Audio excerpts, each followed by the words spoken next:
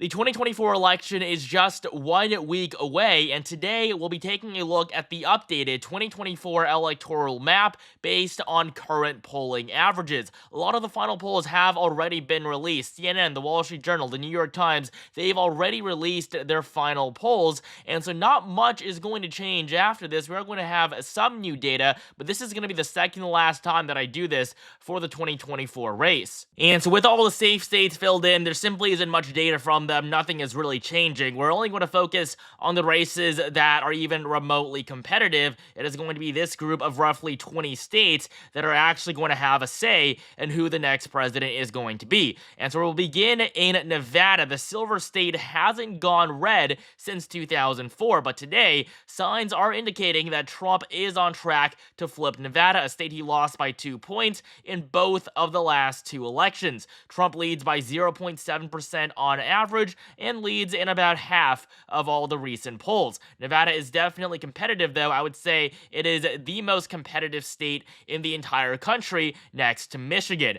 And if you look at how the state has polled over the last few months, Harris was ahead for basically all of September, but as we got into October, her numbers really started to decline. And so Trump is in a very good position right now. He is probably going to win Nevada. It is going to be tilt Republican on our map. Next up, in Arizona, we have another state that Trump didn't win in the last election. He lost Arizona by 0.3 of a percentage point to Joe Biden. Previously, Trump actually carried the state by nearly 4 against Hillary Clinton. But just like in Nevada, polls are signaling for a Trump flip. The former president leads by 1.5% in virtually all of the polls that have been released throughout the month of October. Kamala Harris doesn't really have too much of a chance here. And unlike in Nevada, Kamala Harris was never really leading in Arizona. There was basically a 1 to 2 day period where she was ahead during the Democratic convention. That was when she peaked in terms of her support. But ever since, Trump's lead has generally been growing. He's been able to hold on to this 1 to 2 point lead.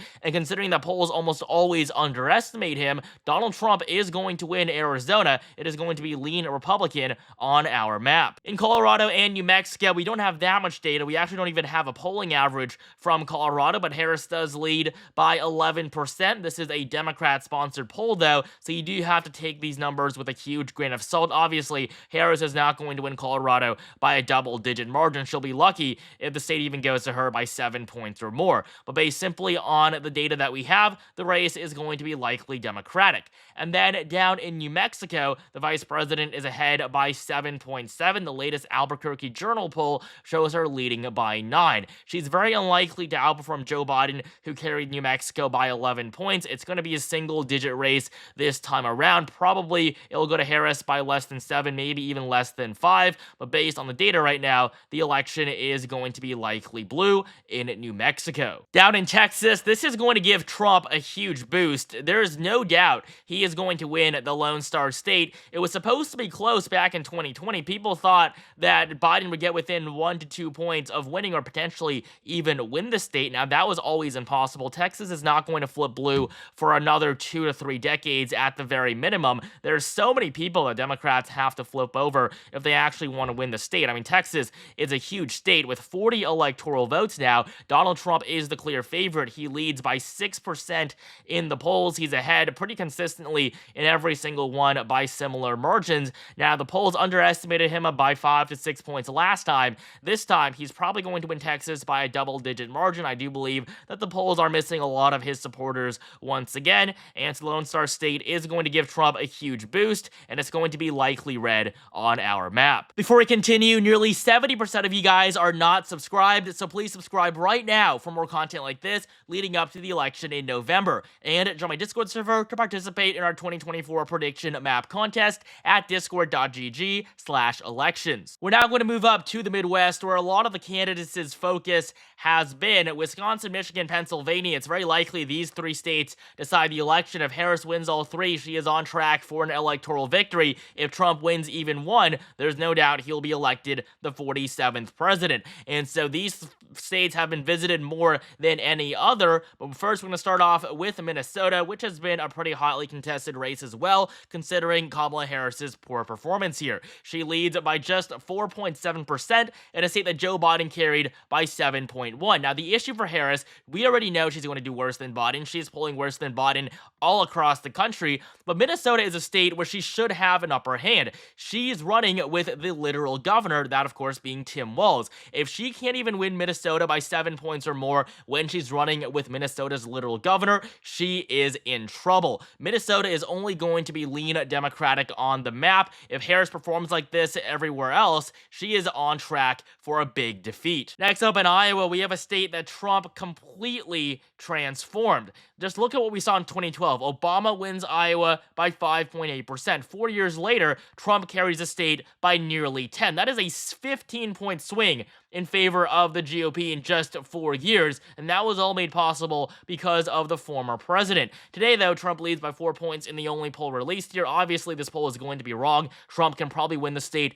by a double-digit margin, but as of right now, Iowa is going to be lean Republican based solely on the data that we have. We're now going to move up to Wisconsin, probably the second most important state in the entire country, right next to Pennsylvania. The only reason why Wisconsin isn't voting to the right of Pennsylvania, which it typically does, is because, of course, Harris chose Walz to be her running mate, and as the governor of Minnesota, Tim Walz is going to have some impact across the border in Wisconsin. But it really doesn't seem like he's doing all that much, because Wisconsin polling still favors Donald Trump. The former president leads by 0.2%, although this race is definitely tight. We have 6 polls over the last month that have shown a complete tie between the two major party nominees. Wisconsin favored Harris basically since she first entered the race, but as the election nears, she is losing support and Trump has taken the lead. Wisconsin is going to be one of the most competitive races in the country, just like it was in both of the last 2 elections. In 2016, it voted for Trump by 0.7,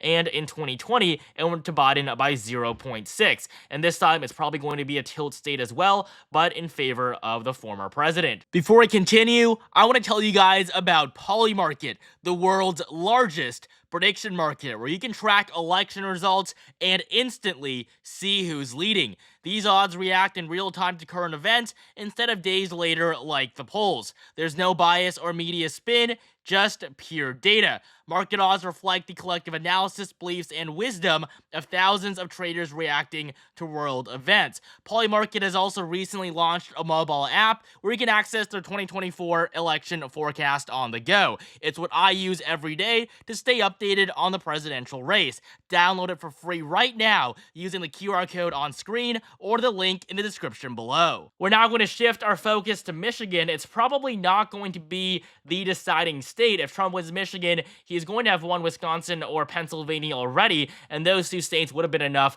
for him to get to 270. However, Michigan is the most liberal of all 7 swing states. If she can't even win Michigan, she is going to go down in this election in a modern-day landslide. And just like in Wisconsin, Kamala Harris's campaign is falling off a cliff as the election nears. Donald Trump has taken a 0.2% lead. Harris's numbers only went up slightly over the past few days because of a new poll from Quinnipiac and a new poll from Bloomberg. These are 2 of the most inaccurate pollsters out there that are always oversampling Democrats. And looking at how the average has changed over the last few months, Harris was ahead basically since she first entered the race, just like in Wisconsin. And just like in Wisconsin, as the election is nearing, Kamala Harris's support has been declining while Trump's is on the rise. And so Michigan is also going to be lean Republican. It's going to be close, but Trump currently holds a narrow advantage. Down in Ohio, we have a race that isn't going to be as competitive as its northern neighbors, and just like in Iowa, we saw a huge swing from 2012 to 2016. It went to Obama by 3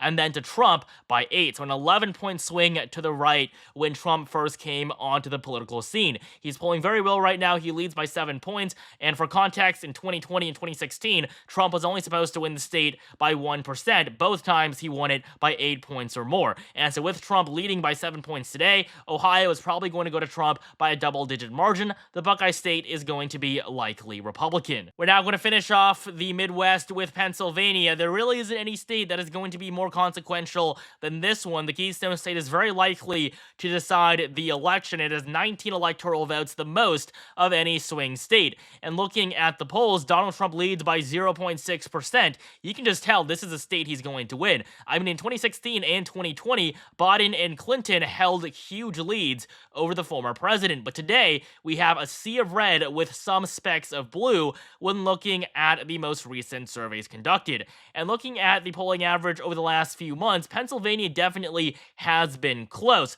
Besides the period after the disastrous presidential debate between Biden and Trump that basically forced him out of the race, Pennsylvania has always been competitive. Even when Biden wasn't polling well in many other states, he was still doing better in the state where he was born. Now, with Kamala Harris in the race, she was performing better than Biden. The race was close, but as the election nears, basically like everywhere else, Trump is taking a lead and he is growing it. Pennsylvania is also going to be tilt Republican based on the latest polls. Up in the Northeast, we have two states that are probably going to go to Harris, but they're going to be more competitive than they were last time. And New Hampshire went to Biden by 7.4%, Maine by 9.1. Today, the vice president leads by 6.3 in New Hampshire. She's very likely to do worse. And then in Maine, she's up by 11 points, although the polling here couldn't be more terrible. I mean, these polls are so heavily overestimating Kamala Harris, it really should be a crime, showing Harris up by 17 points, doubling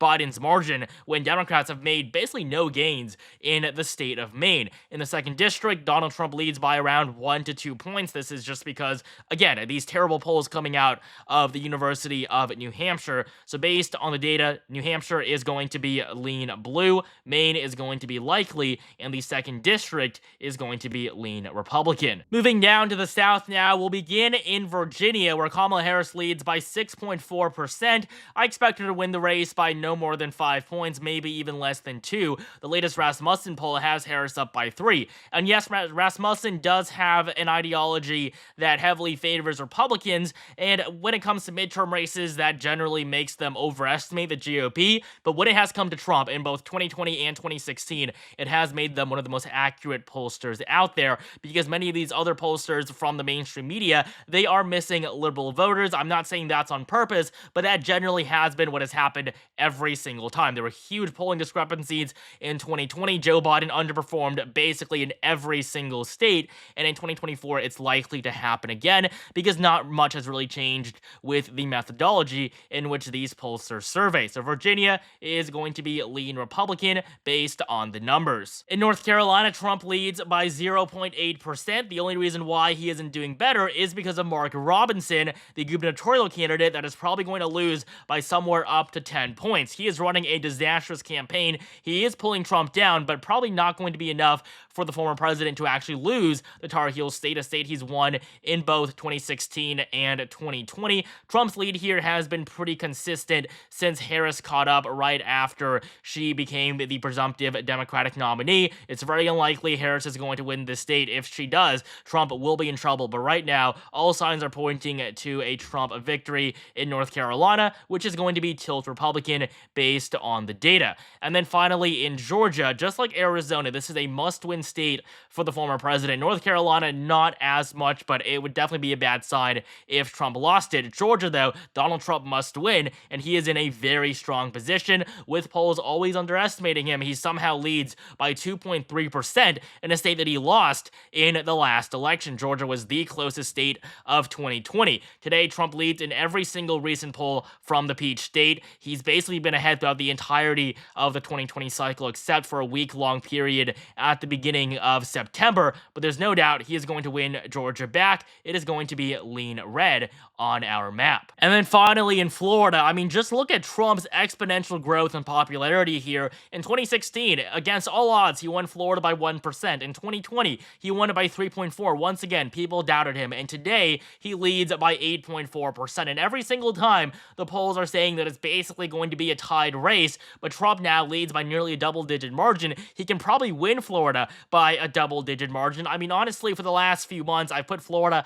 in the lean red column, but now I really do see Trump winning the state by 7 points or more, maybe even 10. So Florida, the final state on this map, is going to be likely red. And so this is the 2024 electoral map based on current polling averages. Trump on track to win 312 electoral votes, sweeping all 7 swing states. And you can tell that there's a huge difference between this election and those of the past. In 2020 and 2016, the general consensus was that Trump was going to go down in defeat. Now, he actually won in 2016, shocking everyone, and in 2020, he came very close, doing much better than what nearly everybody could have predicted. And now in 2024, though, we are seeing something totally different. People know that Trump is on track to win. The mindset is completely different going into this election, and the Kamala Harris campaign knows it. That is why they are squirming, they are panicking. They have messed up their campaign. They were on track to win just 1 month ago, but now with the election nearing, they've lost all of it. Thank you guys so much for watching. Make sure you like, comment, and subscribe right now for more content like this leading up to the election in November, and join my Discord server to participate in our 2024 prediction map contest at discord.gg/elections.